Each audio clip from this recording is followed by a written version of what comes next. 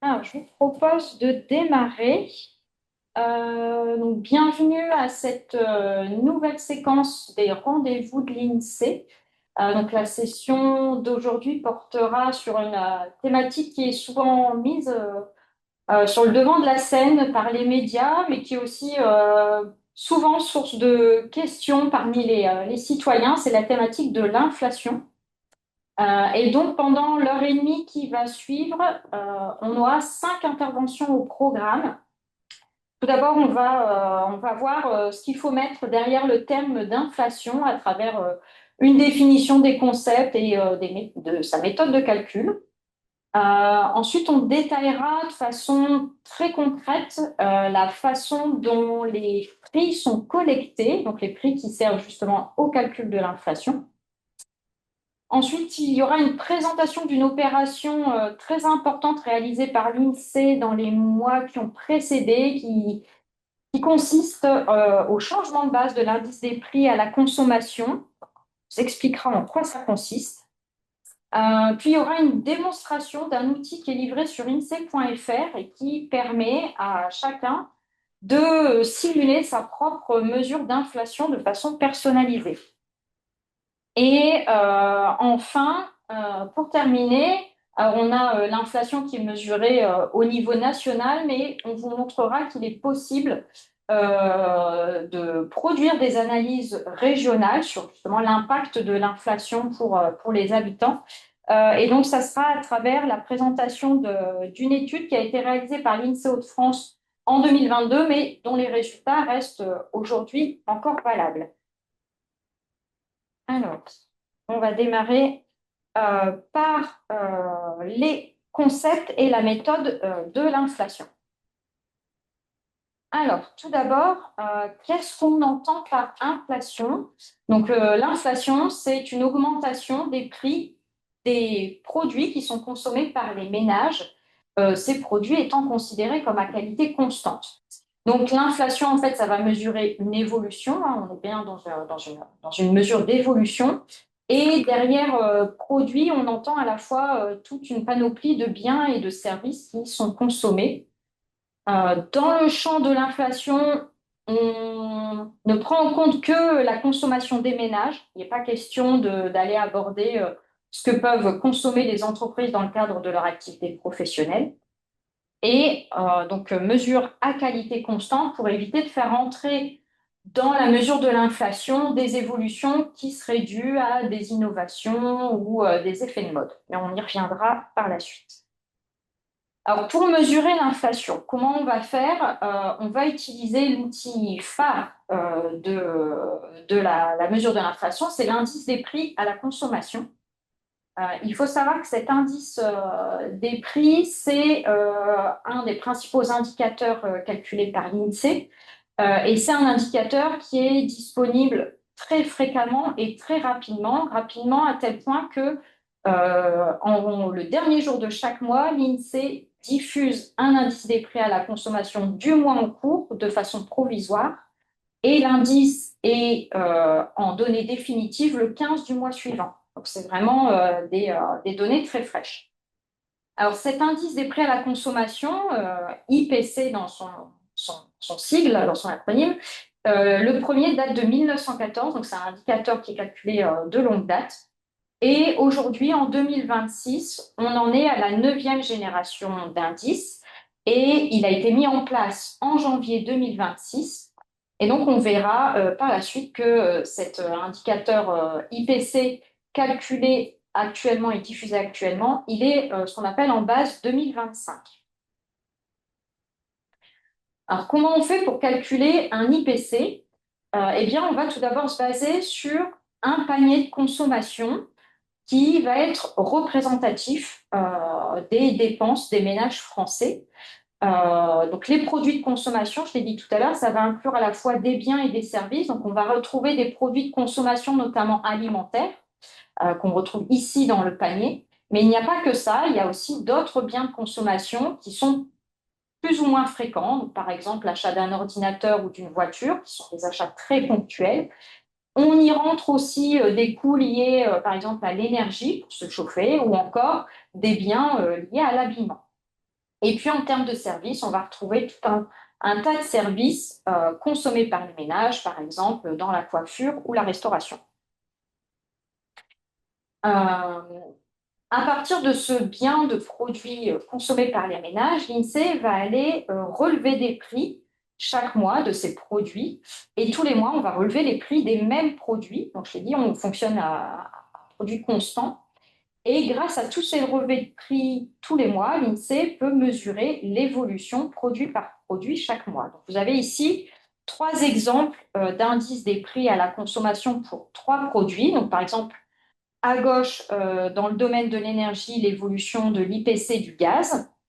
Au milieu, l'évolution de l'IPC des œufs dans dans le domaine de l'alimentation. Donc, ils sont plutôt sur une tendance de long terme à la hausse. Et puis, un dernier exemple, donc là, avec une tendance plus nette à la baisse de l'indice des prix, c'est sur les services de fourniture d'accès à Internet dont les tarifs ont diminué sur les 20 dernières années. Alors, je l'ai dit, l'IPC va mesurer l'évolution d'un niveau général des prix. Et donc, à partir de tous ces relevés de prix produit par produit, il faut pouvoir élaborer un indice d'ensemble qui va tout agréger. Et donc, pour faire ça, on va affecter une pondération à chacun des produits du panier. Et cette pondération, elle va être proportionnelle au poids de ce produit dans la dépense de consommation totale des ménages. Alors, il faut savoir que la consommation des ménages, elle évolue chaque année et donc cette pondération, produit par produit, elle est révisée tous les ans. Vous avez sur le graphique de droite les pondérations qui étaient affectées en 1990 et celles qui sont affectées en 2025. Et donc, globalement, on voit que si le poids des produits du tabac et des produits liés à l'énergie sont restés sensiblement les mêmes entre 90 et 2025, il n'en est pas de même des produits liés à l'alimentation ou aux produits manufacturés où le poids a nettement diminué entre 1990 et 2025 dans la consommation totale des ménages. En alimentation, les produits représentaient 22% de la consommation totale des ménages en 1990 et aujourd'hui 15% de la consommation totale. Pour les produits manufacturés, on est passé de 35% à 23%.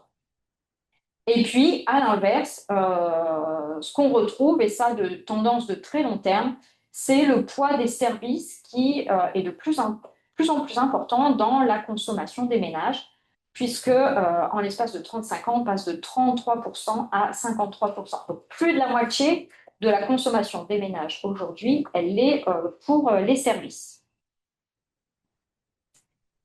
Alors, avant de voir comment interpréter un indice des prix à la consommation, il faut avoir quelques considérations un peu techniques. On va revenir dessus. Donc, je l'ai dit, l'indice des prix, il mesure une évolution. Il y a deux façons de mesurer des évolutions, soit en valeur absolue, soit en valeur relative. Donc, par exemple, si on prend le prix d'une baguette qui aurait pu valoir 1,50 € il y a 10 ans et qui vaut 2 € aujourd'hui, l'évolution en valeur absolue, c'est la différence entre les deux, soit 50 centimes. Par contre, en valeur relative, on va aller rapporter cet écart de 50 centimes à la valeur de départ, soit 1,50 €. Et donc, en valeur relative, l'évolution, elle est de 0,5 sur 1,5, soit plus 33%. Donc, je l'ai dit, dans le panier de consommation qui est pris en compte pour le calcul de l'IPC, on y met beaucoup de produits différents. Et de ce fait, l'évolution en valeur absolue, elle n'a pas de sens du fait que les niveaux de prix sont complètement différents entre les différents produits et même les unités ne sont pas les mêmes. Et donc, le seul outil valable pour mesurer l'évolution de ce panier de produits, ça va être de fonctionner en valeur relative et non pas en valeur absolue. Et alors, en valeur relative, on peut fonctionner en pourcentage. Si je reprends l'exemple de ma baguette, on est à plus 33%. Mais l'indice des prix, lui, va fonctionner sous une écriture en forme d'indice base 100. C'est-à-dire qu'à une date T0, on va considérer que le prix vaut 100. Et on va regarder pour une date T plus 1 comment par rapport à cette base 100, le prix a évolué. Et donc, pour fonctionner en indice passant, toujours en reprenant l'exemple de ma baguette, on va rapporter la valeur pour la période comparée. Donc, ce sont mes 2 euros à la période T plus 1. On la rapporte à la valeur de la période de référence 1,50 € et on multiplie par 100. Et on va aboutir à un indice passant de 133,33 pour l'IPC de la baguette. Et donc cet indice, il n'a aucune unité. Ça, il faut le savoir. Il ne peut pas être négatif puisqu'on ne rapporte que des prix qui ne sont jamais négatifs. Et donc, pour pouvoir quantifier si une évolution est plutôt à la hausse ou à la baisse, on va regarder si cet indice se positionne au-dessus de 100 ou en dessous de 100.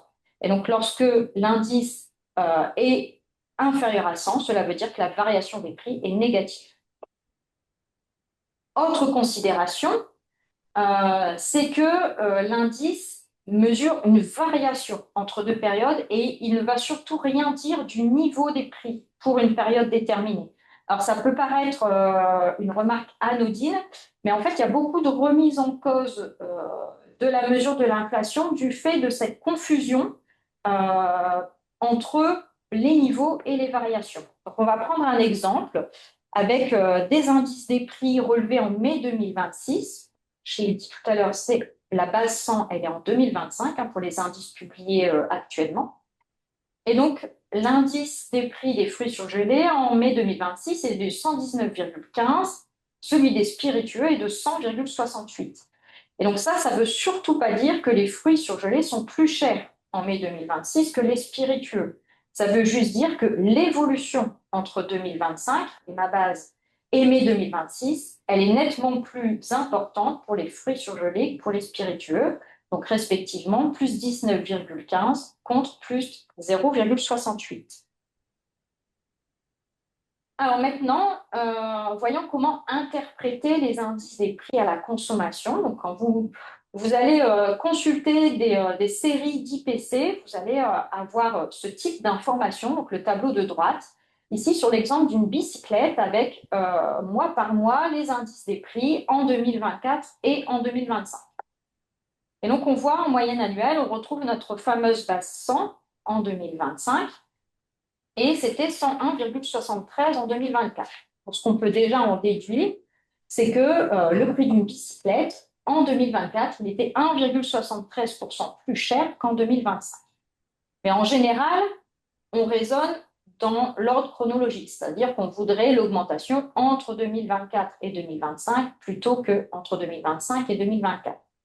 Et donc, pour faire ça, on applique la formule valeur d'arrivée moins valeur de départ sur la valeur de départ. Donc 100 moins 101,73 sur 100,73, on va trouver une évolution en moyenne annuelle de moins 0,0170, c'est-à-dire moins 1,70%. Donc entre 2024 et 2025, une bicyclette a vu son prix diminuer de 1,70%.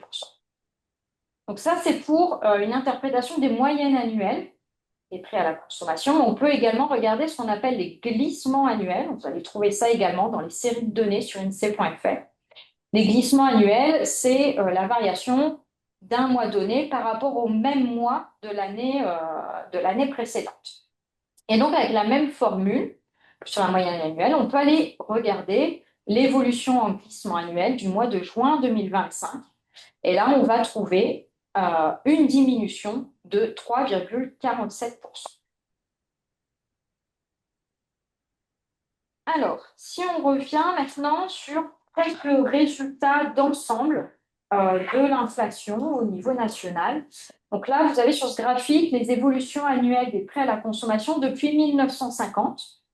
Et donc, on va observer sur cette tendance de long terme plusieurs fortes hausses, notamment supérieures à 10% en moyenne annuelle sur la période d'après-guerre, pendant les années 1950. Donc là, c'était essentiellement dû à une flambée des cours des matières premières et puis aussi une hausse des prix dans les services.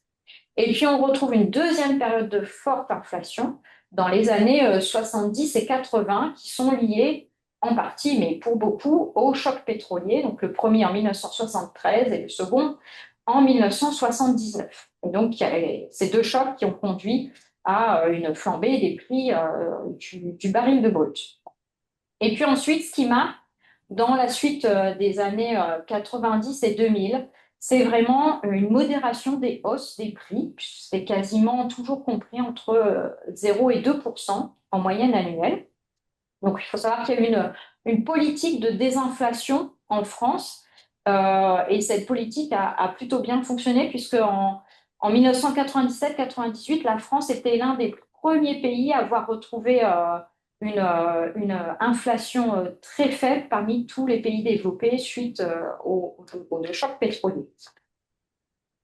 Alors, qu'en est-il de la période la plus récente? On a eu des évolutions assez faibles de l'inflation jusqu'en 2021, et puis une nette accélération qui s'est observée en 2022 puis 2023. Ça, vous avez dû en entendre parler dans les médias. Il y a eu un reflux en 2024 avec une baisse qui s'est d'ailleurs confirmée en 2025. Donc en 2025, on note une inflation de plus 0,9% après avoir été à plus 2% en 2024, alors que 2022-2023, on était autour des 5% d'inflation. Alors regardons de plus près justement sur cette période plus récente. Ici, ce graphique va vous donner donc l'inflation d'ensemble avec la courbe en noir et les contributions de chacun des regroupements, des grands regroupements de postes, à savoir l'alimentation, les produits manufacturés, les services, l'énergie et le tabac. Et donc, on voit pendant la période inflationniste en 2022-2023, au début, la hausse des prix, elle a surtout été portée par la hausse des prix de l'énergie, donc ici en jaune sur les graphiques, et également par la hausse des prix des services. Ça, c'était plutôt en 2022. Et arrivé fin 2022, début 2023, les prix de l'énergie ont cessé d'augmenter et c'est davantage les prix de l'alimentation qui ont porté l'inflation, et ça tout au long de l'année 2023. Aujourd'hui, on a une inflation qui est surtout portée par les services et un peu par l'énergie, même si on voit que courant 2025, les prix de l'énergie ont contribué négativement à l'inflation. Alors, l'inflation, on vous a montré comment c'était calculé, ce qui pouvait être produit comme analyse, mais en fait, à quoi ça sert? Il faut savoir que cet indicateur est l'un des plus importants produits par l'INSEE et il a un triple rôle. Alors, tout d'abord, pour les économistes, il va permettre d'apprécier les tensions inflationnistes et donc de donner un aperçu de la santé économique du pays. C'est vraiment, l'IPC, c'est vraiment le thermomètre de l'inflation. Et au niveau économique, il va aussi être utilisé comme déflateur de grands agrégats économiques tels que le PIB, le produit intérieur brut.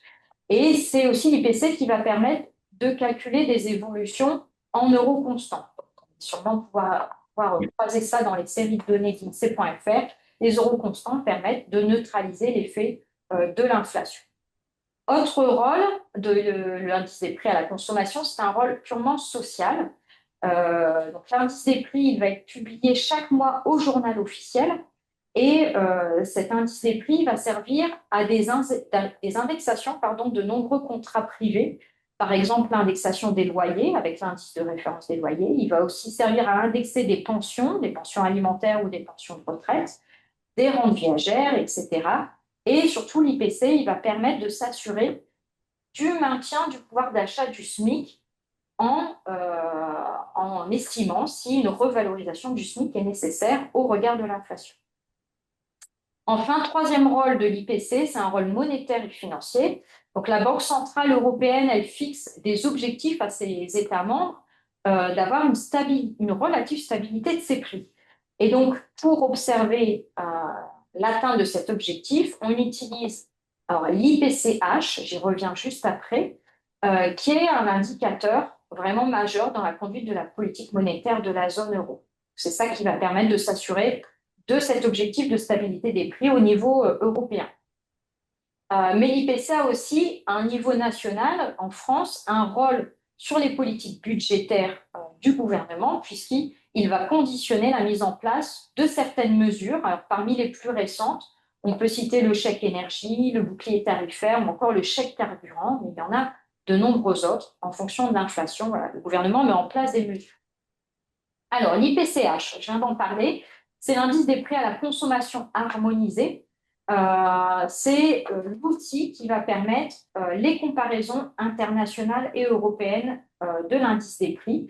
C'est un indice qui a été élaboré dans le cadre du traité de Maastricht qui prévoyait des critères de convergence aux États membres sur la stabilité de leurs prix et sur leur taux d'inflation moyen. Et donc, pour pouvoir respecter ces critères de convergence, l'Office statistique européen, Eurostat, il a mis en place un chantier qui permettait justement de construire cette IPCH comme outil permettant de vérifier l'atteinte de ces objectifs, de ces critères de convergence.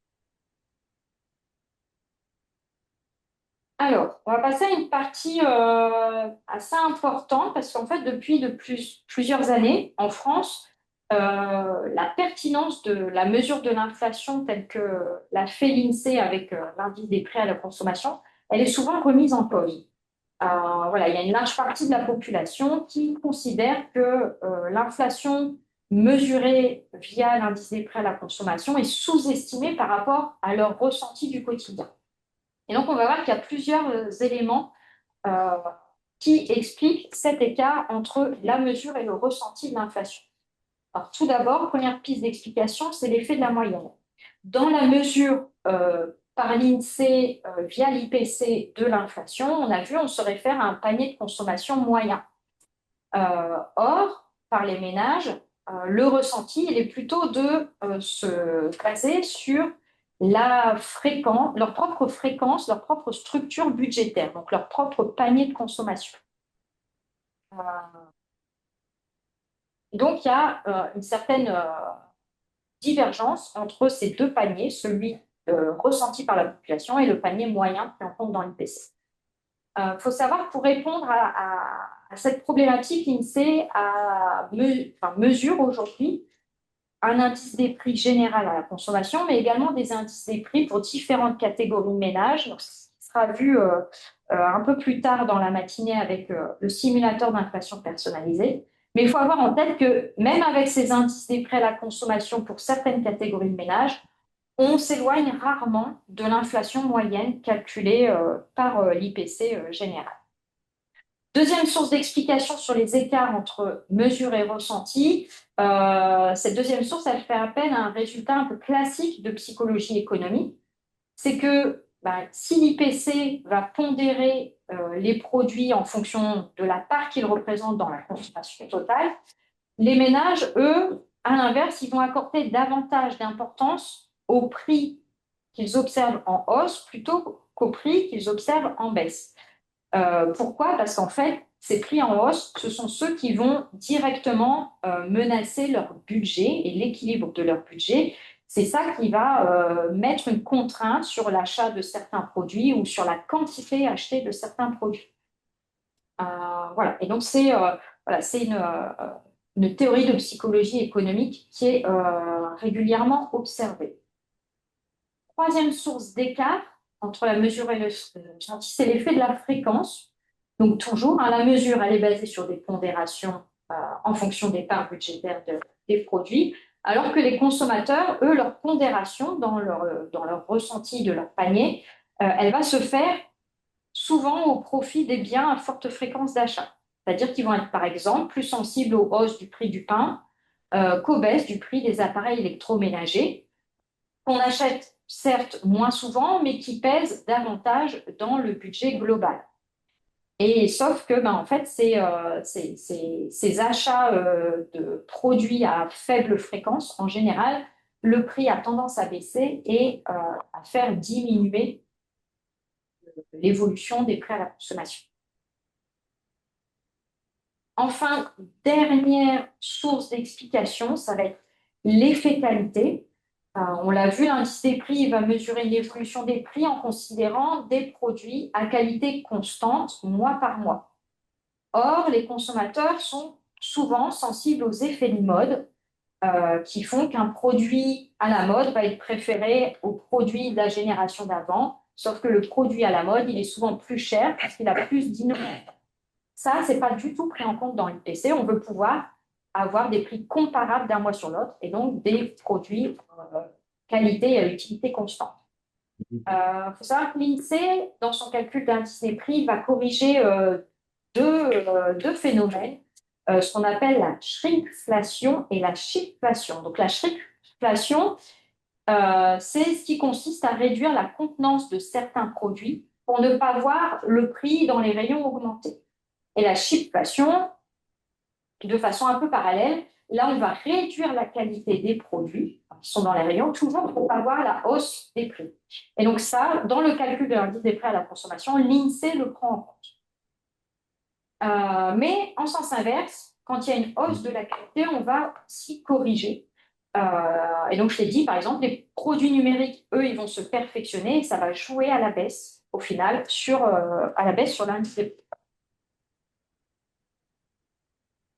Alors, on n'a toujours pas parlé de pouvoir d'achat. Souvent, quand on parle d'inflation, on fait le lien avec le pouvoir d'achat. Il faut savoir que ce sont deux notions différentes.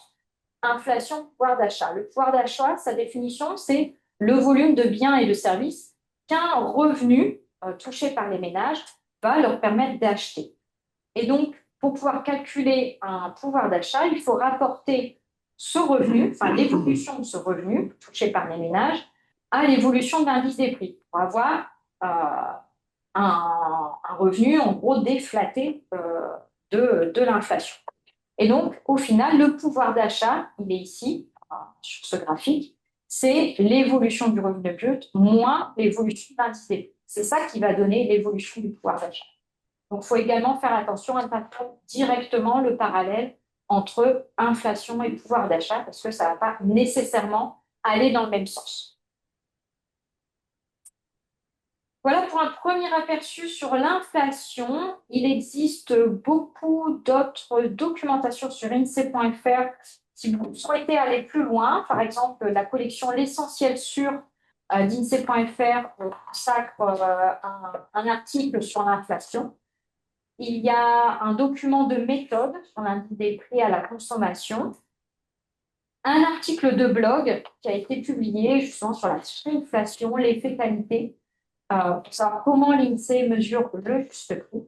Et puis une série de 4 vidéos pédagogiques qui sont disponibles sur la chaîne YouTube de l'INSEE au niveau national. Donc tous les liens sont fournis dans le support de présentation.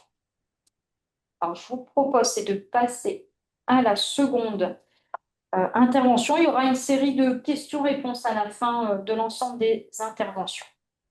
Bonjour à tous. Donc moi, je vais vous parler plus précisément du processus de collecte d'indice des prix à la consommation. Alors, dans une première partie, on va rappeler ce qu'on va collecter, ce qui permettra de faire un lien avec ce qu'on a vu précédemment. Ensuite, on va voir comment on collecte.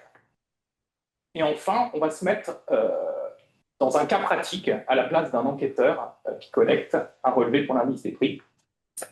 Et enfin, on évoquera rapidement les processus qui se passent après la collecte.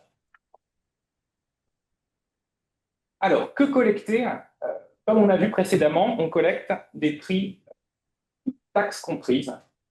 Et on ne collecte pas que des prix, on collecte également des caractéristiques techniques. Voilà, ça c'est important puisque l'indice des prix fonctionne toujours à qualité constante. Et si on n'a pas une idée de la qualité et des caractéristiques de nos produits, finalement on ne peut rien mesurer. Donc retenez bien qu'on collecte des prix et des caractéristiques techniques. Parfois, les relevés peuvent être très longs. Pour un ordinateur portable, on a quasiment entre 20 et 30 caractéristiques techniques. Pour un relevé de poire, on verra tout à l'heure, on en a moins. On relève les prix pour les biens et les services de consommation courante, voilà, ce qui est principalement consommé par les ménages, et on va donner un exemple après, pour savoir comment l'INSEE décide de ce qu'on relève. Et enfin, il faut qu'on fasse, pour chaque produit, pour chaque variété qu'on a identifiée, il faut qu'on fasse tous les mois un relevé pour pouvoir effectuer la variation des prix, puisque comme on a vu précédemment, l'enquête d'indice des prix à la consommation, c'est une enquête qui s'intéresse à la variation des prix. Et elle ne dit rien du prix en valeur absolue. Alors, plus précisément, quels produits est-ce que nous allons collecter? Pour ça, l'INSEE se base sur une nomenclature internationale qu'on appelle la COICOP. Dit en français, cette nomenclature-là, c'est la nomenclature qui classe les produits en fonction de leur fonction de consommation. On a pris un exemple, d'ailleurs un exemple que vous retrouverez dans la présentation d'après, sur le classement du casque pour cyclistes. Donc on est à la toute fin de la nomenclature ici. Voilà, le casque pour cycliste, il est classé dans le poste casque de protection, dans la sous-classe accessoires pour véhicules personnels, lui-même qui est dans la classe pièces et accessoires pour véhicules personnels, dans le groupe des dépenses d'utilisation de véhicules et dans la division des transports. Vous voyez, on a remonté comme ça la nomenclature au niveau de division. Voilà, il y a 13 divisions, ce qui permet ensuite après d'avoir l'ensemble de la nomenclature.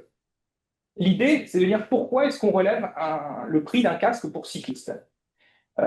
Et ben, Eurostat, qui est un peu le garant européen de l'établissement de statistiques correctes, nous explique que pour retenir une variété, voilà, donc la variété, c'est le casque pour cycliste, il faut que le poids de la sous-classe auquel il appartienne, donc le poids de accessoires pour véhicules personnels, il faut que dans la consommation des ménages, les accessoires pour véhicules personnels représentent au moins 1 pour 1000 de la consommation totale. D'accord? Ça, c'est un premier élément. Le deuxième élément, il faut que notre variété, donc le casque pour cycliste, représente plus de 1% de la consommation des casques de protection. Voilà, ce qui est le cas, puisque dans l'exemple, je n'étais pas remis ici, mais on est à 25% du poids du poste. Ce qu'il faut retenir derrière ça, c'est que plus une variété est consommée par les ménages français, plus il faut la relever. Et une dernière condition, c'est une consommation stable et si possible en croissance. Parce que quand on fait rentrer une variété dans notre échantillon, ce qu'on peut faire tous les ans, autant s'assurer qu'on le fait pour plusieurs années, parce que si la consommation elle chute, on aura fait rentrer des variétés alors que finalement, elles vont devoir quitter l'échantillon de manière précoce, ce qui nous intéresse. Voilà. Donc au total, dans notre nomenclature, on a plus de 5000 variétés, d'accord, qui correspondent au niveau national à 366 postes de consommation. Voilà. Quelques mots, mais l'INSEE utilise des sources statistiques comme l'enquête de budget des familles, comme la comptabilité nationale, et comme on verra juste après, des sources sur les données de caisse qui donnent les quantités vendues, pour pouvoir estimer la consommation des ménages, en fait. Voilà. Un grand préalable à l'enquête d'indice des prix à la consommation, c'est précisément de savoir qu'est-ce que consomment les ménages pour qu'on puisse définir quel prix on relève. Donc il y a un grand travail en amont dont je ne parle pas, mais je l'évoque parce qu'il est essentiel. Voilà, une fois qu'on a vu ce qu'on va collecter, on va s'intéresser à la manière de le faire. Alors, sur ce diagramme circulaire, on vous a classé les modes de collecte de l'indice des prix donc en 2026, qui sont exprimés en pourcentage de la consommation des ménages. Je m'explique.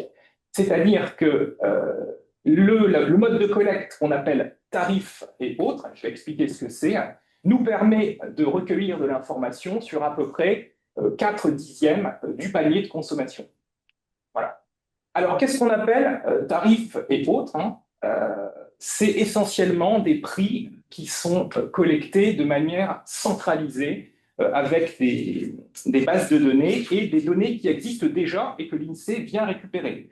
Je donne des exemples, notamment le prix des médicaments, c'est dans des bases de données et c'est connu, donc l'INSEE récupère ces prix. Le tarif des soins médicaux, dentaires, radiologiques, ça, l'INSEE récupère des données auprès de la Caisse nationale d'assurance maladie. Et plus généralement, dans ces variétés tarifaires qui sont collectées de manière centralisée, l'INSEE récupère les tarifs de l'électricité, du gaz, des carburants, voilà, des télécoms, mais bien sûr d'autres types de tarifs, par exemple les abonnements à du service de streaming de vidéos, de musique, voilà, les bus longue durée, le tarif des cinémas. Voilà. Les loyers sociaux et privés également, les tarifs de parc d'attraction, enfin bref, j'en passe. Tout ça, c'est des tarifs pour lesquels vous ne verrez aucun enquêteur aller sur le terrain, puisqu'on peut se permettre de relever de manière centralisée, de manière surtout dématérialisée ces tarifs. On va passer après sur le deuxième mode de collecte, hein, qui nous permet de récupérer à peu près 41% de la consommation des ménages, c'est toutes les variétés terrain. Voilà. Et ça, j'en parlerai plus en détail après parce que c'est le plus visible, c'est nos enquêteurs qui vont sur le terrain, dans les points de vente. On a à peu près 140 000 séries de prix mensuels qui correspondent à des variétés de terrain. D'ailleurs, je le dis, c'est la majorité de nos variétés puisque 80% de nos variétés sont des variétés de terrain. On passe ensuite après au secteur dont j'ai parlé, qui s'appelle les données de caisse, hein, qui nous permet de couvrir 9% de la consommation des ménages. Les données de caisse, c'est des données que l'INSEE récupère en masse, hein, notamment dans les technologies du big data, tous les jours dans les hypermarchés, dans les supermarchés, hein, que quand vous passez à la caisse, et ben, toutes ces données sont enregistrées. Donc, on enregistre les prix, donc c'est bien parce que dans l'enquête d'indice des prix, c'est vraiment ce dont on a besoin, mais on enregistre aussi les quantités vendues. Et je vous le disais en prérequis, ce qui est très important pour estimer la consommation des ménages, pour estimer ce qui est vraiment consommé par les Français. Donc là, les données de caisse, on est sur des millions et des millions de prix. Hein. Mensuellement, on suit 80 millions de séries de prix. Voilà. Donc on a des choses très fines et très exhaustives. Pour 6% de la consommation des ménages, et on verra que c'est en dessous de ce qu'il faudrait faire, ce qu'il faudrait monter à 15%, mais ça sera principalement, je pense, dans les prochaines années, euh, peut-être avec une diminution relative de la collecte de terrain, on collecte des prix sur Internet. Alors, j'ai marqué Internet manuel, pourquoi? Parce que c'est vraiment des agents de l'INSEE, donc qu'ils soient en bureau, qu'ils soient que ce soit des agents de bureau ou que ce soit des enquêteurs, qui vont simuler un panier d'achat sur un site Internet de vente. Voilà, c'est pour ça que j'appelle ça Internet manuel. On a 9000 séries de prix mensuels que j'oppose à Internet automatisé. Là, ça porte vraiment bien son nom, puisqu'on est vraiment sur des technologies de web scrapping. Donc en français, c'est-à-dire le moissonnage de prix sur Internet. Il faut imaginer que l'INSEE a développé des robots, donc des programmes informatiques, qui vont rechercher des quantités très importantes de prix sur Internet, ce qui nous permet d'avoir des relevés très exhaustifs sur le site Internet de Booking. Voilà. Ainsi que sur le site internet de la SNCF. Donc là, on est autour de 2,5 millions de séries de prix mensuels. Voilà. C'est intéressant de noter que 80% de nos variétés sont des variétés de terrain, donc très visibles. Pour autant, quasiment 300 variétés le sont pour le secteur des tarifs, à pondération identique pour la consommation des ménages, donc, ce qui signifie bien que le mode de collecte qu'on prend avec les tarifs comporte des variétés qui sont très très fortement pondérées. C'est normal puisqu'on y retrouve tout ce qui est énergie et qui pèse beaucoup dans le panier de consommation. Voilà. Je vais maintenant m'intéresser à la collecte terrain, comme je vous disais, c'est la plus visible, pour faire un petit focus sur les endroits où on relève les prix. Donc l'INSEE le fait dans un échantillon d'agglomération. Hein, il est impossible de relever tous les prix dans toutes les agglomérations. Voilà, donc là vous avez l'état des agglomérations tirées en 2026, hein, qui correspond à la base 2025 dont vous parlera Antoine. On est sur 87 agglomérations en métropole, auxquelles on ajoute les 5 DROM que vous voyez là, qui sont assimilés chacun à une seule agglomération. Voilà, comme on est dans les Hauts-de-France, hein, donc on est dans la partie bleue ici, hein, on gère l'enquête d'indice des prix pour le périmètre des Hauts-de-France. C'est intéressant de voir, par exemple, que dans l'Aisne, ici, ou dans l'Oise, eh ben, il n'y a pas eu de tirage d'agglomération qui a été effectué. C'est-à-dire qu'on ne relève pas de prix dans ces départements. Mais les méthodes statistiques, hein, nous permettent quand même de dire que dans ces départements, les prix suivent la même variation observée qu'ailleurs, évidemment. Hein, voilà. D'où l'intérêt de l'échantillon statistique. Alors, on est à l'INSEE, donc on va quand même vous présenter quelques statistiques, des statistiques de production, où le nombre d'agents qui collectent les prix, alors j'entends par là des agents qui se déplacent sur le terrain, effectuer une tournée de prix, on est à peu près à 350, hein, on rapporte ça aux 5000 agents qui travaillent à l'INSEE.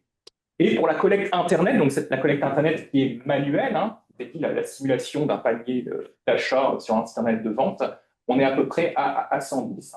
Donc voilà, la collecte Internet est en croissance, voilà, à l'INSEE. Si on s'intéresse au nombre de tournées terrain, alors qu'est-ce qu'on appelle une tournée terrain? Une tournée terrain, c'est un ensemble de relevés qu'on doit aller collecter. Ça aussi autour de 100, 120, 130 relevés. Donc pour les grosses tournées, on peut monter jusqu'à 150. C'est à réaliser en une journée. Donc par mois, on en a à peu près 1600. Si on rapporte ça aux jours ouvrés de collecte, hein, il y a 20 jours ouvrés de collecte dans un mois, eh bien, vous imaginez qu'aujourd'hui, en moyenne, au moment où je vous parle, il y a 78 enquêteurs qui sont sur le terrain en train de relever des prix. Voilà. On va à peu près dans 27 000 points de vente, hein, qui sont répartis dans toutes les formes de vente, que ce soit hypermarché, supermarché, petits magasins traditionnels, marchés, grands magasins, grandes surfaces spécialisées. Au niveau du nombre de tournées Internet par mois, on est autour de 600, et en moyenne, par mois, on est à 30 tournées Internet. Voilà.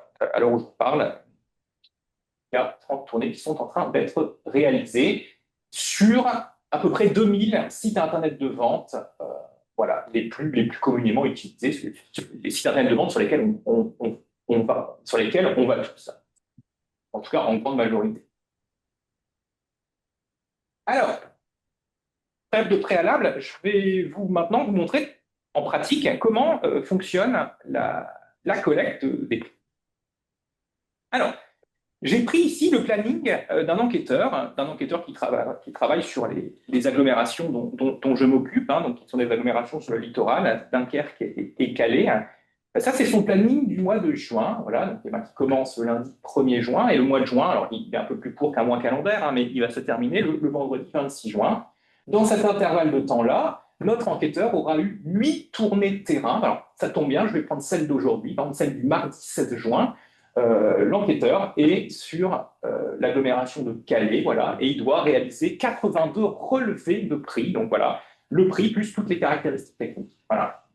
Et demain, vous voyez, donc c'est la seconde ligne, il aura 37 relevés à réaliser sur Internet. Voilà. Donc nous, à Lille, nous organisons le travail de nos enquêteurs. Et nous faisons en sorte que la planification de la production se déroule conformément à ce qui est attendu.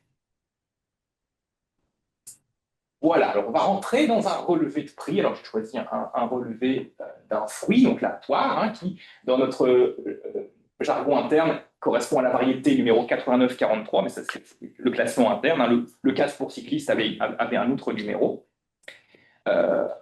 Au mois de mai, donc toujours voilà, là on est au mois de juin, donc au mois de mai, l'enquêteur il relevait 1 kg de poire conférence en vrac, donc il le faisait sur le terrain, voilà, de catégorie 1, voilà, donc quand même de grande qualité, et provenance France. Donc vous voyez, il avait relevé 3,99 le kilo au mois de mai 2026, mais également avec l'ensemble de ces caractéristiques techniques-là.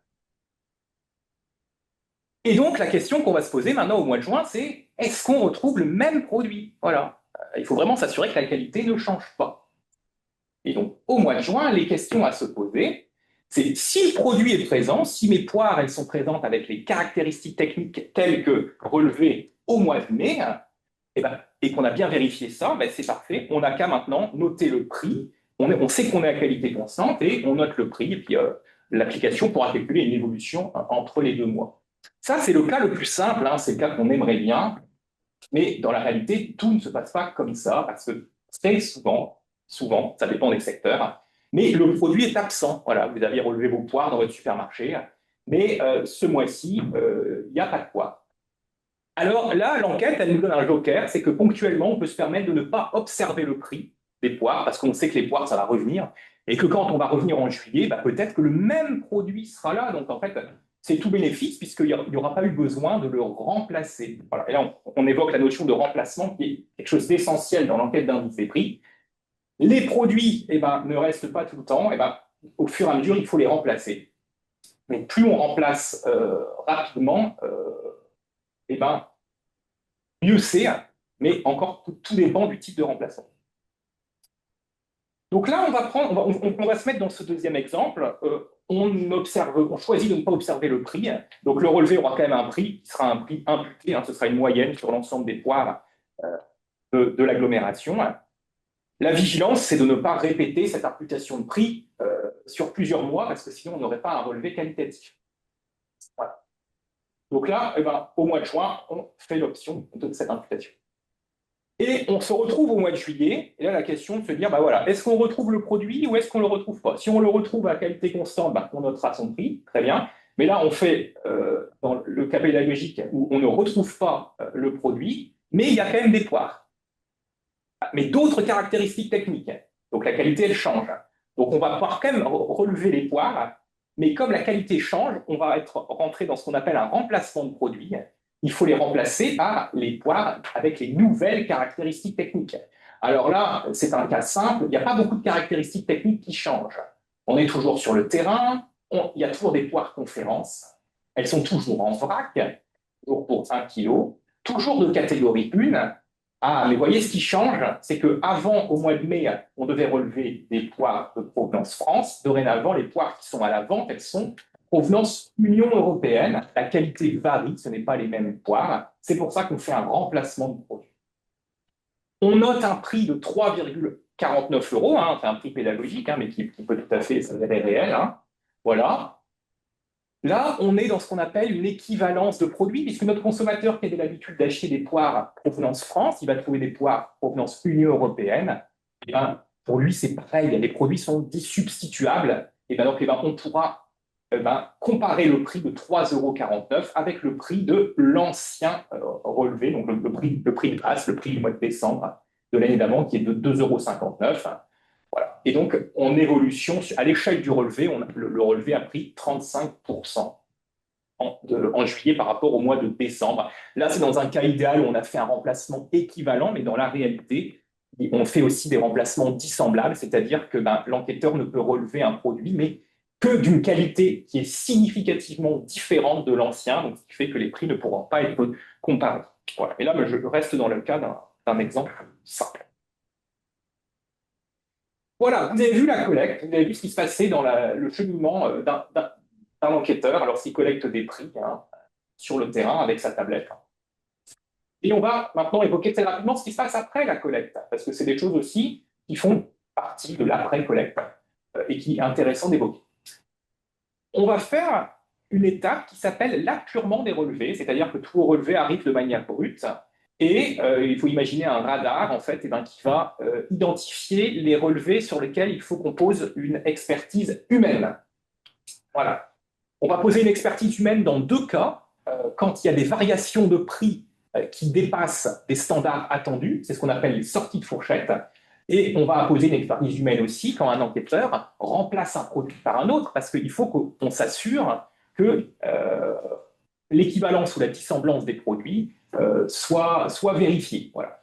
Donc les relevés dans lesquels on appose une expertise humaine, c'est à peu près un relevé sur 10. Et ça, c'est des choses que nous faisons en bureau ici à Lille, mais que les autres sites privés de l'INSEE effectuent également. Donc apurer un relevé, c'est expertiser les données de collecte. Corriger, peut-être on corrige, peut-être qu'on n'a pas besoin de corriger. Donc dans ce cas-là, on va accepter. Et des fois, on aura besoin de refuser, c'est-à-dire que la variation de prix, elle est tellement aberrante que peut-être il y a une erreur sur le produit observé. Ça, on refusera le relevé. Un petit point, simplement, ce n'est pas parce qu'un relevé ne passe pas par l'appurement qu'il est forcément correct. Des fois, il y a des relevés, le prix est tout à fait stable, mais l'enquêteur relève un prix qui finalement ne correspond pas aux spécifications techniques de la variété. Alors, on demande de relever un t-shirt 100% coton, mais notre enquêteur relève un t-shirt 1% élastane et 99% coton, mais on n'est pas dans les spécifications de la variété, donc même si on a un prix stable et que ça passe jamais par l'appurement, c'est pas pour autant que le relevé est stable et correct. Et donc c'est pour ça qu'on fait des opérations qualité.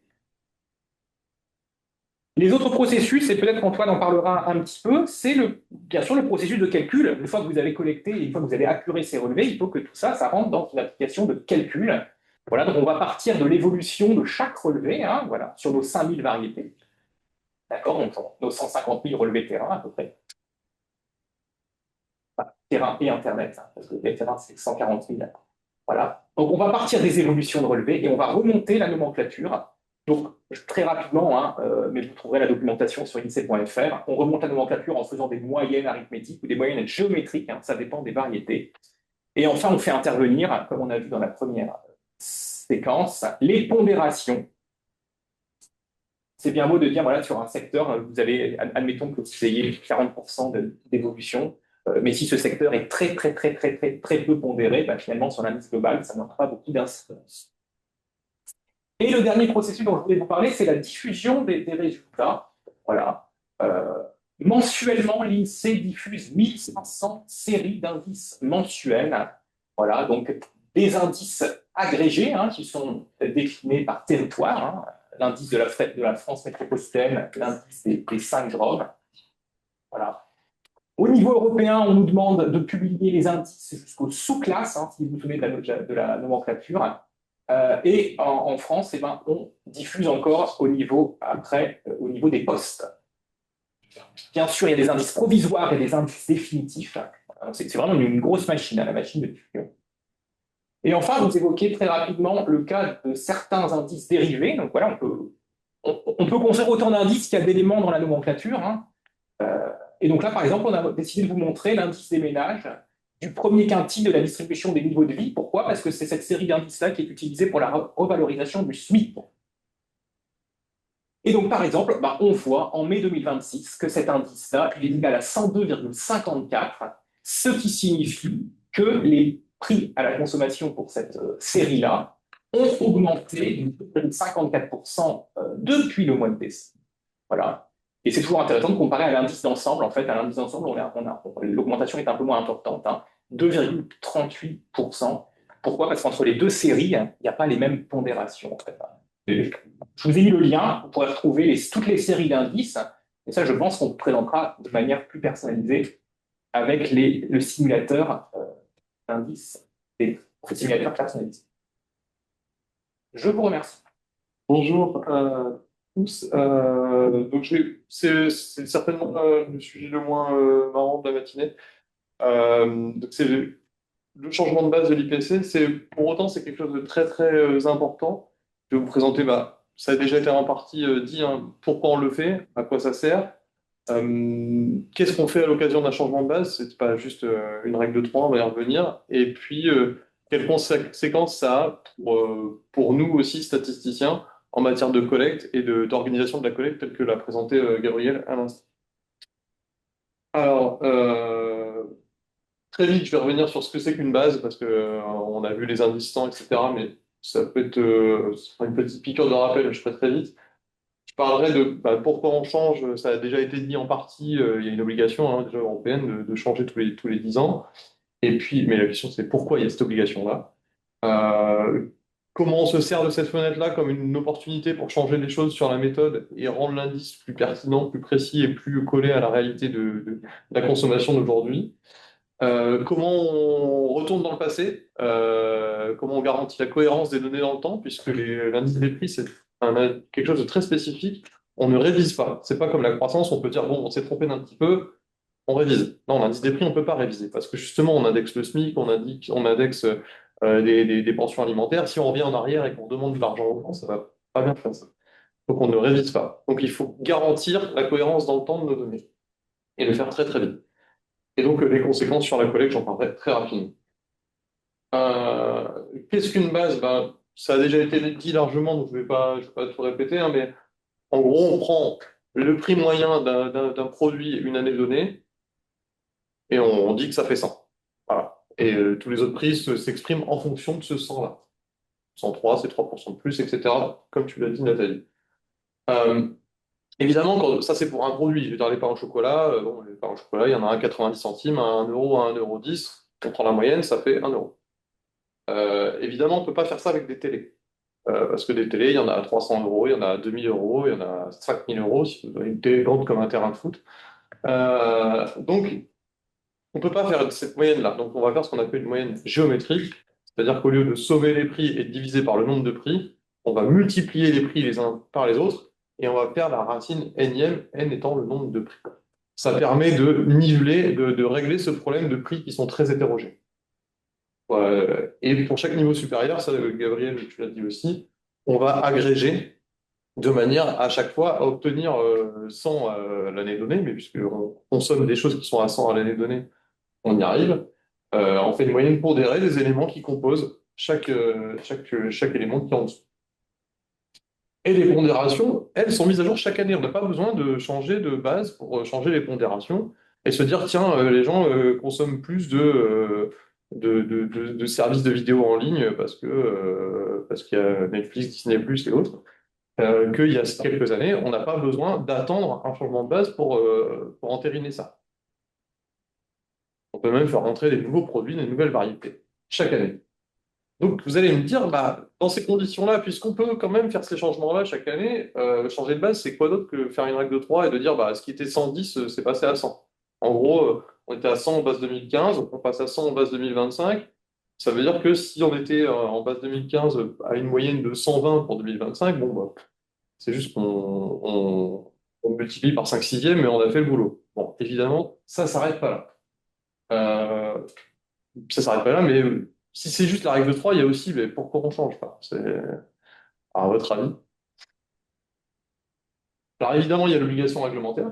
Donc le changement de base de l'IPCH tous les 10 ans, ou en cas de changement méthodologique majeur, mais souvent on attend les 10 ans pour faire un changement méthodologique majeur. Euh, Pourquoi ça? Bah parce que justement, les consommations évoluent, les modes de collecte aussi évoluent et nous obligent à fonctionner parfois différemment. Et le changement de base, c'est vraiment l'occasion de faire tout ça. Il y a un enjeu de diffusion important parce que pour le grand public, se dire, tiens, je regarde le prix de mai 2026, on est à 104, ça veut dire que par rapport à la moyenne de 2025, ça a augmenté de 4%. Vous voyez bien que c'est beaucoup plus parlant que de dire, on est à 109 par rapport à l'année 2015. Ça a augmenté de 9% en 11 ans, c'est moins intéressant, surtout quand il y a eu des périodes un petit peu compliquées, comme on a eu avec des périodes d'inflation assez fortes avec la guerre en Ukraine. J'en profite juste pour faire une petite remarque sur les graphiques qu'a présenté Nathalie tout à l'heure, quand elle parlait de reflux après l'épisode d'inflation forte de 2022-2023. C'est un reflux de l'inflation et pas un reflux des prix, hein. Les prix vont continuer à augmenter, juste ils ont augmenté moins fort. C'est quand même important de le signaler. Euh, donc c'est un enjeu de diffusion. C'est aussi, je vous l'ai dit déjà 3 fois, une opportunité méthodologique pour mieux rendre compte des évolutions de la société et des modes de consommation des habitants du territoire. Donc au-delà de la règle de 3, qu'est-ce qu'on fait? Eh ben, déjà, on se met en conformité avec la nomenclature internationale. Il y en a une qui est arrivée en 2018 à l'échelle onusienne, qui est la COICOP 2018. Sa transcription dans le droit européen s'appelle la e-COICOP version 2. Concrètement, ça veut dire quoi? Que, à peu près comme chaque année, on va suivre de nouvelles variétés. Il y en a qui étaient partis, qui reviennent. Il y a des variétés qui vont disparaître, mais ça, je vous l'ai dit, on peut le faire chaque année. La vraie différence, c'est qu'il y a des variétés dites qu'on va reclasser, qui étaient à un endroit et qui vont être mises à un autre endroit. Si je prends les ordinateurs, ils étaient avant dans loisirs et culture, parce que bon, dans les années jusqu'aux années 2010, on pouvait considérer que l'ordinateur, c'était à peu près un jouet. Maintenant, on voit que ça a pris une place un petit peu plus importante et qu'on a replacé ça sur un terrain de l'information et de la communication, au même titre que les smartphones, par exemple. Donc ça reflète aussi des évolutions de la société. Le fameux casque de vélo dont parlait Gabriel, par exemple, lui, il a basculé d'un classement très euh, nature versus culture. Donc, on a le classement naturel, qui est un classement par sa composition, par sa caractéristique technique. Voilà, on le porte comme on porte une casquette, donc on le mettait dans l'habillement. On a changé de façon de voir, puisqu'on parlait de fonctions de consommation, c'est ce que tu disais. Et les fonctions de consommation, si on regarde ce que c'est, à quoi sert vraiment un casque de vélo, En général, c'est plutôt à faire du vélo. Donc, un outil de transport. C'est pour ça que ça a été replacé. Évidemment, ça veut dire que dans l'inflation, dans l'IPC, le casque de vélo, il va compter dans les deux cas. Il comptait en 2015, il compte toujours dans la base 2025.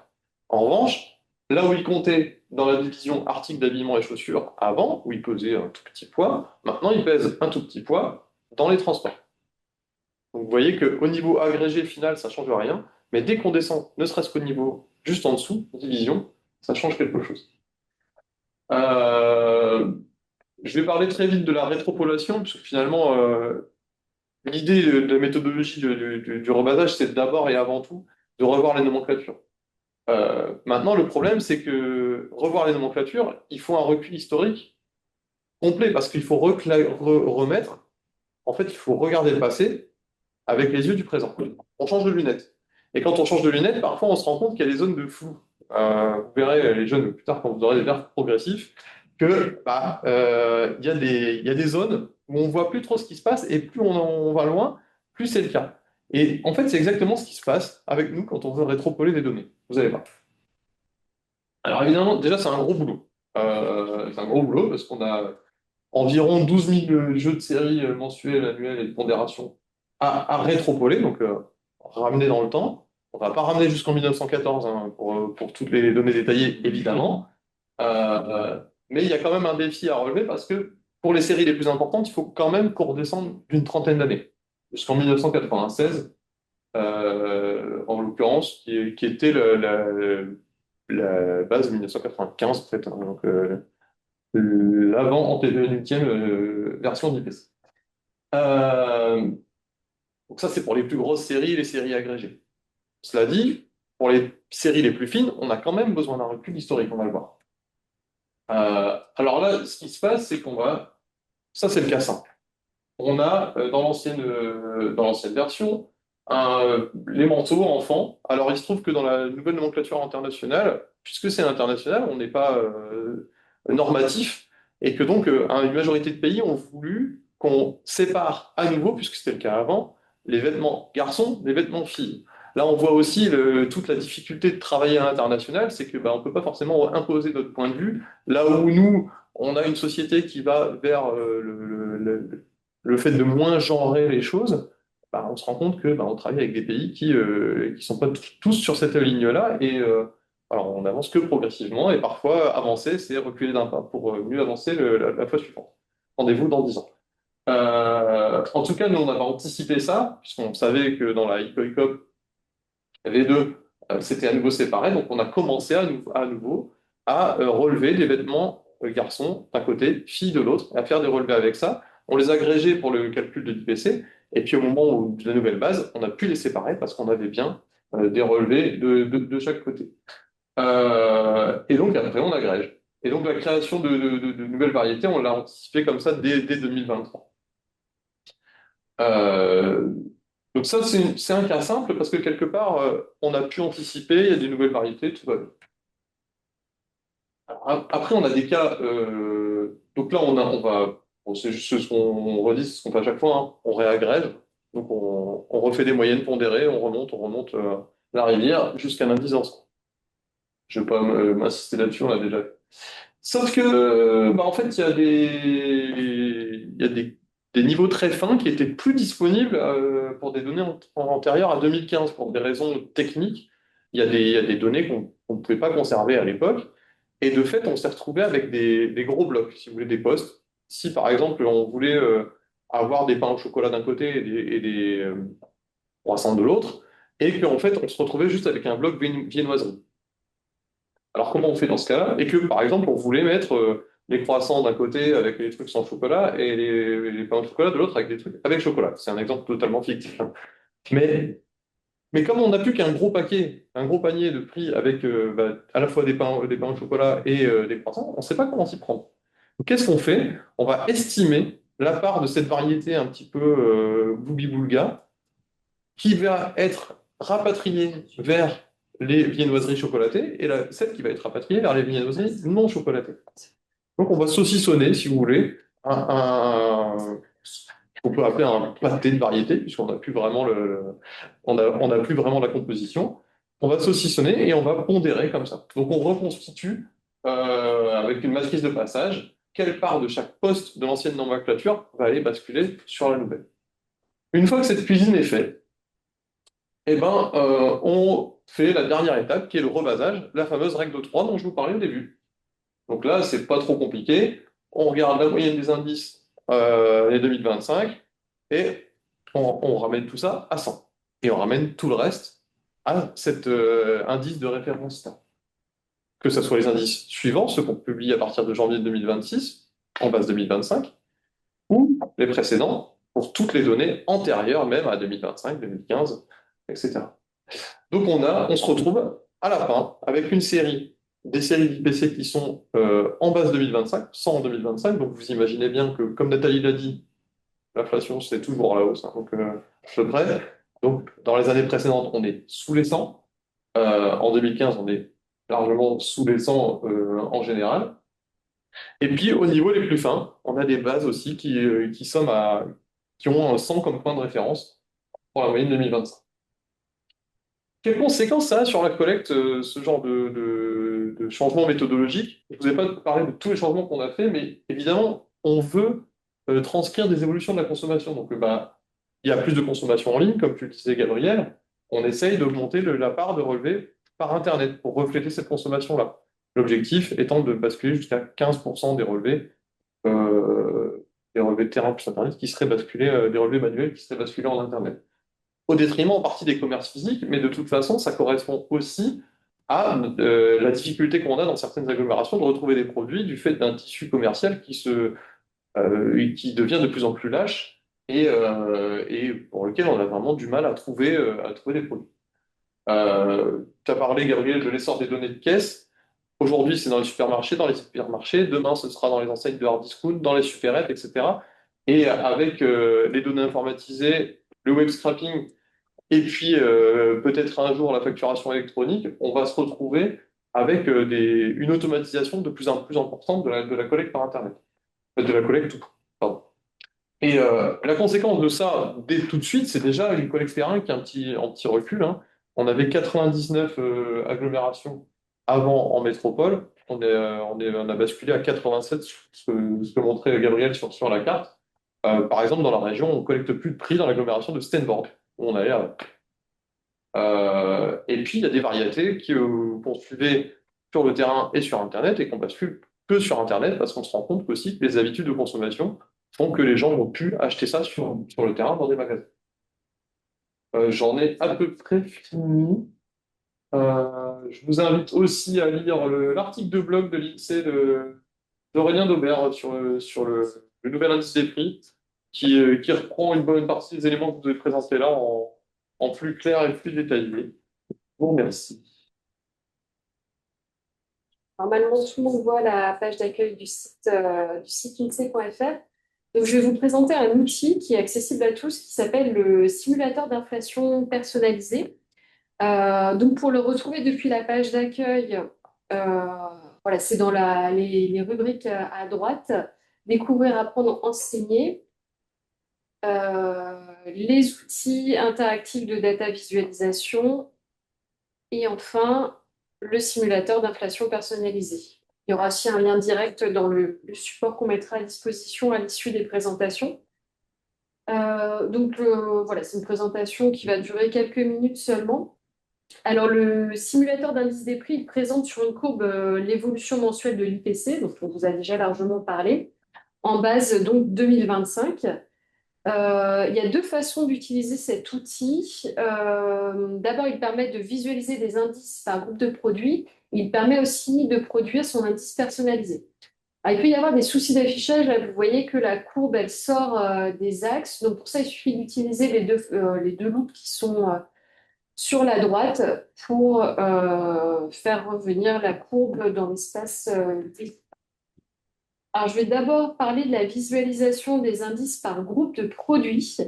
Donc, pour ce faire, on clique tout simplement sur produit. C'est assez simple hein, d'utilisation, donc je vais dire des choses assez évidentes. L'intérêt des deux utilisations, c'est vraiment de voir que tous les secteurs ne sont pas touchés de la même façon par l'inflation. et que selon nos habitudes de consommation, on va être plus ou moins touché par l'inflation. Ça peut expliquer aussi ces différences de ressenti dont on vous a déjà parlé au tout début.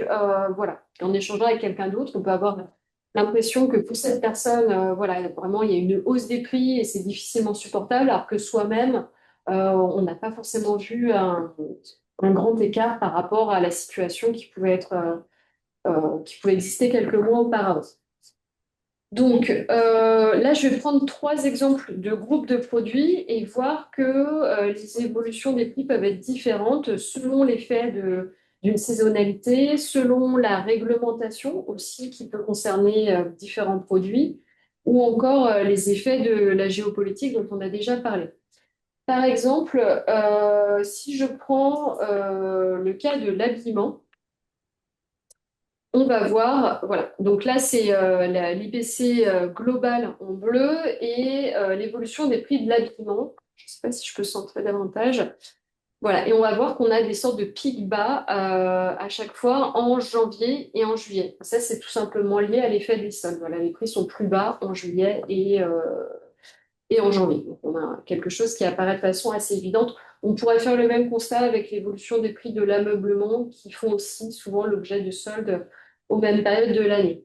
Si je prends un autre produit dont là le prix est réglementé, donc il y a le prix du tabac, on a vraiment une courbe très différente avec, bon, j'avais sorti un petit peu, voilà, un escalier qui se dessine puisqu'il y a des hausses des prix du tabac qui sont décidées de façon brutale, on pourrait dire, donc on a une hausse assez brusque. Et puis après, le prix du tabac reste stable jusqu'à la prochaine augmentation.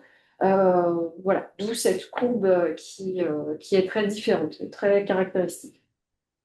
Et enfin, un troisième type de produit, le gaz, on en a déjà parlé. Voilà, on voit très clairement apparaître la crise énergétique en Europe et donc en France au début des années 2020. Et si on regarde voilà, ce qui se passe autour de février, mars-février 2022, donc invasion de l'Ukraine par la Russie, on voit que les prix ensuite vont augmenter considérablement.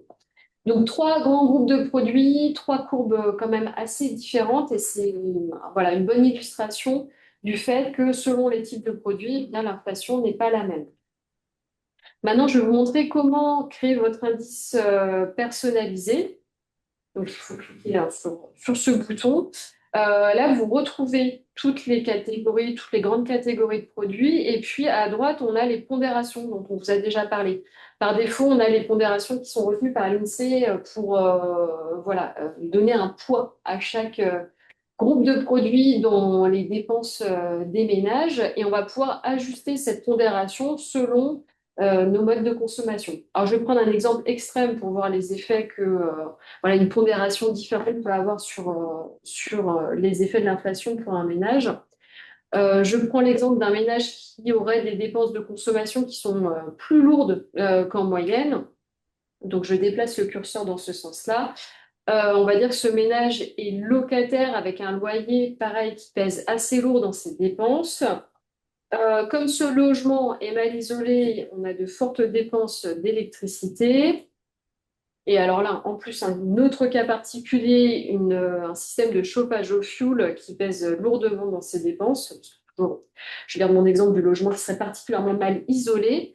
Cette personne vit dans une zone plutôt isolée, donc elle a des dépenses d'automobile et de carburant particulièrement un peu plus importantes qu'en moyenne. C'est d'adapter son carburant comme ça. Voilà. Et donc, une fois que j'ai réglé tous mes curseurs, j'appuie sur OK et je vois qu'au cours de la période récente, eh bien, alors là, pour le simulateur d'inflation personnalisé, donc la personnalisation, c'est la courbe en bleu clair par rapport à l'indice des prix, à la consommation globale qui est en bleu foncé, eh bien, on voit que sur la période récente, les prix ont davantage augmenté pour cette personne au cours des 12 derniers mois, plus qu'en moyenne. Parce que selon la ventilation des dépenses de cette personne ou de ce ménage, eh bien, il y a des postes qui sont davantage concernés par l'inflation. Voilà, je crois que j'ai fait le tour voilà, des principaux items du simulateur d'inflation. Si nécessaire, il y a un mode d'emploi qui est particulièrement détaillé et qui réexplique précisément tout ce que je viens de dire. et qui vous permettra de réutiliser cet outil en ayant toutes les informations nécessaires. Alors, je vais vous présenter une étude un peu ancienne, mais malheureusement encore d'actualité.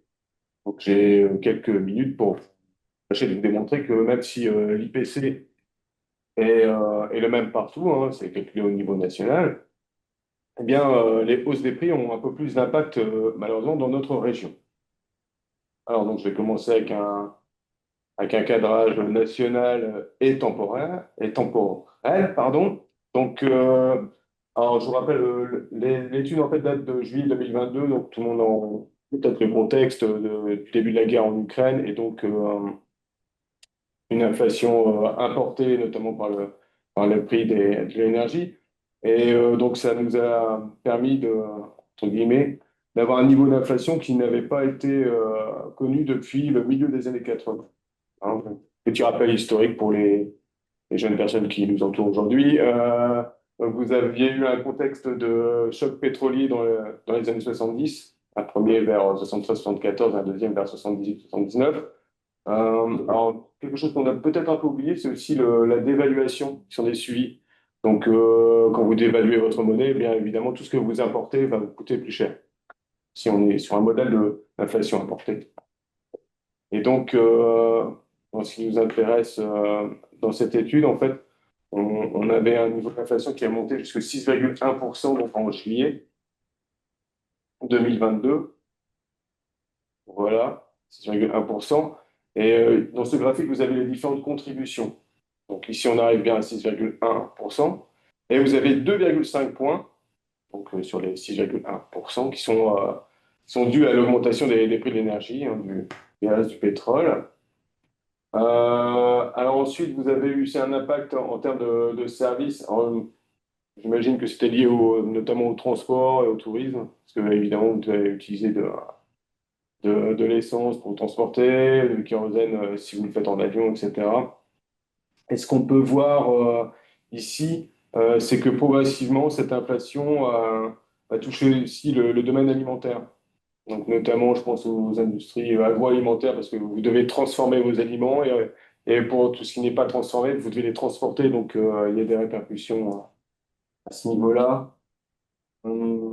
Ensuite, alors, parfaite transition avec ce que vient de vous montrer Claire.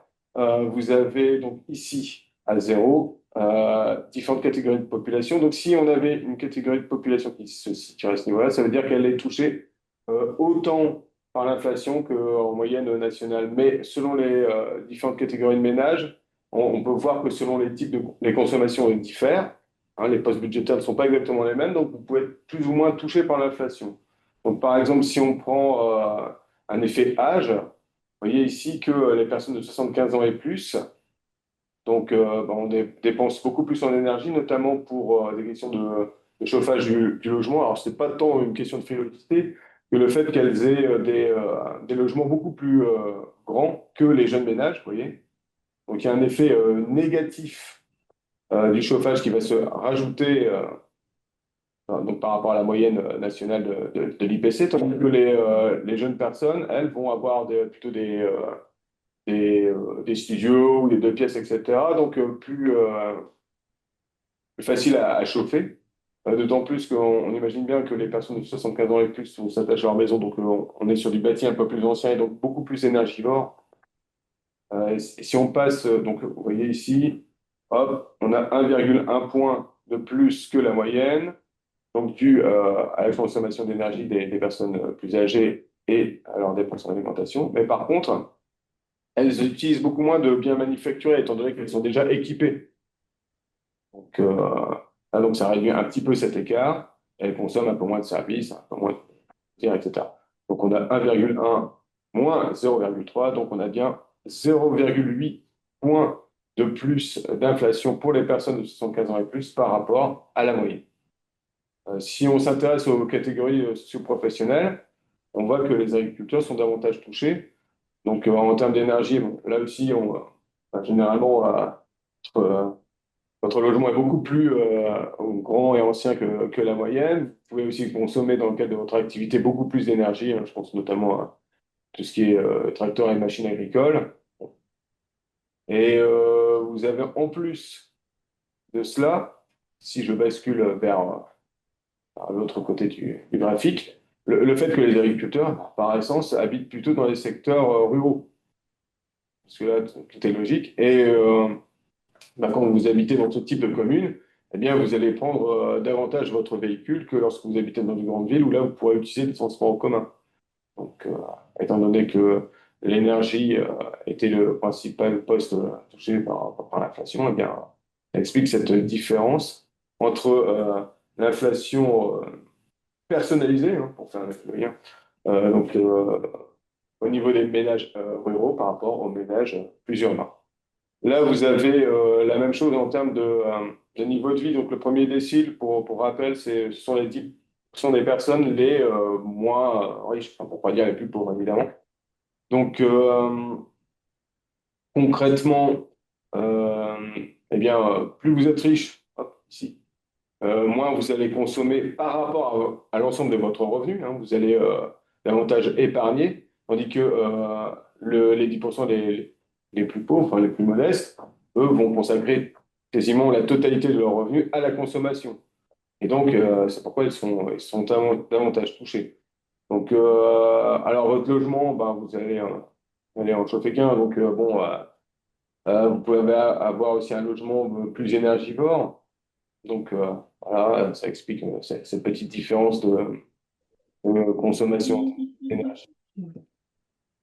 Quelqu'un nous a quittés, oui, je compensais l'heure de déjeuner.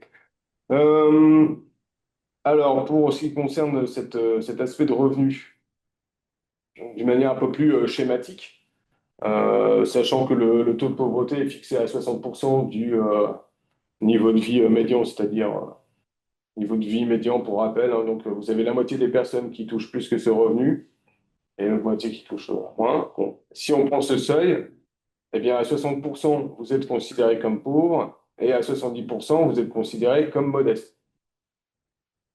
Donc, eh bien, malheureusement, sans trop de surprise, vous avez dans la région une proportion de ménages modestes qui est plus élevée qu'en moyenne, puisqu'elle touche plus d'un ménage sur quatre. En l'occurrence, pour les chiffres de 2019, on était à 27,4%.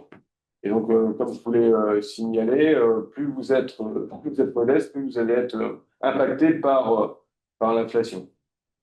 J'ai aussi évoqué le problème de vulnérabilité énergétique avec les habitations énergivores, sachant que vous êtes en situation de vulnérabilité énergétique si vos dépenses liées à votre résidence principale, votre dépense énergétique, hein, liée à votre résidence principale, est supérieure à 9,2% de votre revenu disponible. Donc là, vous voyez bien l'effet où moins vous avez de revenus, plus vous êtes susceptible de dépasser ce seuil, et à l'inverse, si vous faites partie du dernier décile, vous n'allez pas être concerné par cette vulnérabilité énergétique. Alors, pareil, comme Claire l'avait montré, donc, sur le type de ressources utilisées pour chauffer votre résidence principale, vous êtes plus ou moins impacté. Donc, généralement, le gaz avait pris comment dire, pas mal de points de station. Donc, or, notre région est chauffée pour moitié au gaz contre 31% au niveau des autres régions de province. Donc, particulièrement dans le nord où le raccordement au gaz de ville est beaucoup plus traditionnel. Et à l'inverse, à l'époque, donc l'électricité avait subi une moindre inflation par rapport au gaz, hein.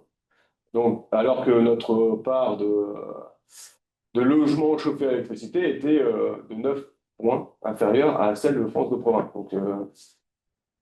Donc là aussi, c'est un peu le jackpot, si je veux dire, hein. Un effet un peu cumulatif entre des logements plus énergivores et des modes de chauffage qui ont beaucoup d'inflation. Alors, toujours avec cette question de vulnérabilité énergétique, malheureusement, comme vous pouvez le deviner, on peut cumuler ces deux difficultés, hein. Donc, le fait d'être un revenu modeste et d'avoir un logement énergivore. Donc, dans la région, on a surtout ce cas-là dans l'Aisne où le bâti est très ancien et est très grand. Donc voilà, un grand logement ancien, mal isolé, bon bah voilà, là, vous faites partie des personnes qui sont concernées par une double vulnérabilité. Alors, d'autant plus que vous n'êtes pas sans savoir que la région Hauts-de-France, en termes de climat, bon, voilà, la région la plus chaude, hein, donc vous avez donc l'aspect climat qui joue sur cette consommation énergétique, sachant que au total, seul le Grand Est et la Bourgogne-Franche-Comté nous dépassent en termes de vulnérabilité énergétique. Donc, on a vu, il y avait des questions de revenus, des caractéristiques du logement, et puis aussi ce climat plus rigoureux. Donc, j'ai évoqué tout à l'heure les personnes âgées, mais vous avez aussi les familles monoparentales. Alors là, il y a un effet de seuil parce que comment dire, par définition, lorsque vous êtes une famille monoparentale, il n'y a qu'un seul revenu, alors que vous avez au moins deux personnes dans le logement. Donc, selon la taille de votre famille, eh bien, forcément, le revenu calculé par unité de consommation va diminuer parce que vous avez une seule personne qui va apporter au numérateur les revenus, alors qu'au dénominateur, eh bien, vous allez avoir deux, trois, quatre personnes selon que vous ayez un, deux, ou trois enfants. Alors, nous avons aussi une région pour laquelle les distances domicile-travail sont plus grandes que la moyenne. Alors ici, on a raisonné en termes de médiane. Donc, concrètement, ici, les actifs font plus de 10 km pour se rendre au travail, alors qu'en province, c'est plutôt, ailleurs en province, c'est plutôt 9,3. Donc, évidemment, pour se déplacer, on utilise plus fréquemment la voiture dans les espaces ruraux que dans les grandes villes. Et cela occasionnait donc des frais supplémentaires dus à l'augmentation des prix de l'essence. Vous avez pu le constater encore très récemment. Donc, pour résumer, donc, je vous rappelle, hein, on est dans le contexte du début de la guerre en Ukraine, avec une hausse des prix tirée par l'énergie. Et comme je vous l'ai expliqué, bien, il y a un effet de cumul, étant donné que vous avez besoin d'énergie pour certaines transformations, donc pour l'industrie agroalimentaire, même s'il n'y a pas de transformation, les aliments, hop, vous devez les transporter. Donc ça a touché aussi l'alimentation, ça risque fortement d'en produire. Selon les types de consommation, les ménages sont touchés différemment. Donc ça a été vu avec le simulateur. Plus d'un quart de la population est modeste. Or, eh bien, plus vous êtes modeste, plus vous allez utiliser une grande partie de votre revenu à la consommation et évidemment l'indice des prix à la consommation, comme son nom l'indique,